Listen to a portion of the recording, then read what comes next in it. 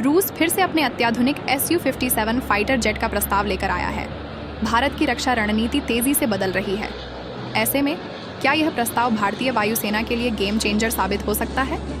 आइए इस प्रस्ताव की गहराई में जाएं और समझें कि यह भारत के लिए क्यों महत्वपूर्ण हो सकता है। Su-57 रूस का अत्याधुनिक 5वीं पीढ़ी का फाइटर जेट एक बार फिर चर्चा में है। खबरों के मुताबिक मॉस्को ने भारत के सामने इस फाइटर जेट का प्रस्ताव दोबारा रखा है। Su-57 को अमेरिकी F-22 रैप्टर और F-35 लाइटनिंग के जवाब के रूप में डिजाइन किया गया है। यह स्टेल्थ क्षमताओं, सुपीरियर मैन्यूवरेबिलिटी और एडवांस एवियोनिक्स से लैस है। भारत और रूस की रक्षा साझेदारी का इतिहास बहुत पुराना है। Su-30 MKI जैसे फाइटर जेट से लेकर ब्रह्मोस मिसाइल तक दोनों देशों ने कई महत्वपूर्ण परियोजनाओं पर साथ काम किया है। अगर Su-57 का सौदा होता है तो यह इस साझेदारी को एक नई ऊंचाई पर ले जाएगा। भारत को Su-57 की जरूरत क्यों है?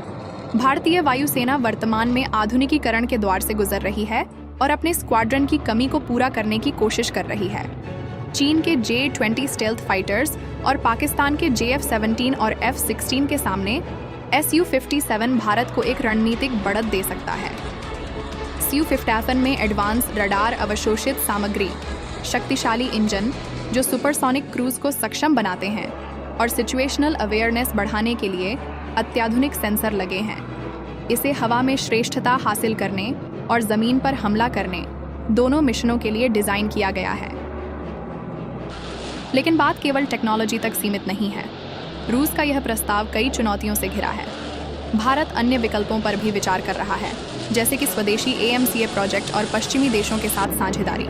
साथ ही यह सौदा अमेरिकी CAATSA प्रतिबंधों जैसी भू राजनीतिक जटिलताओं का सामना भी कर सकता है।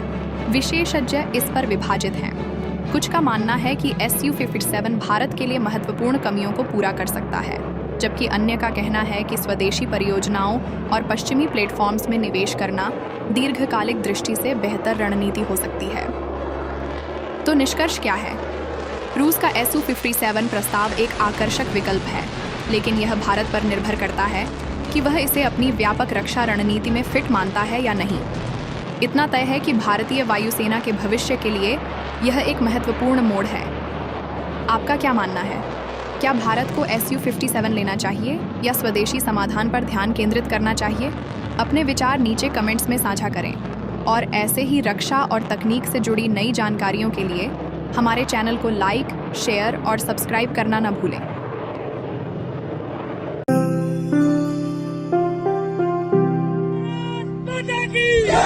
भारत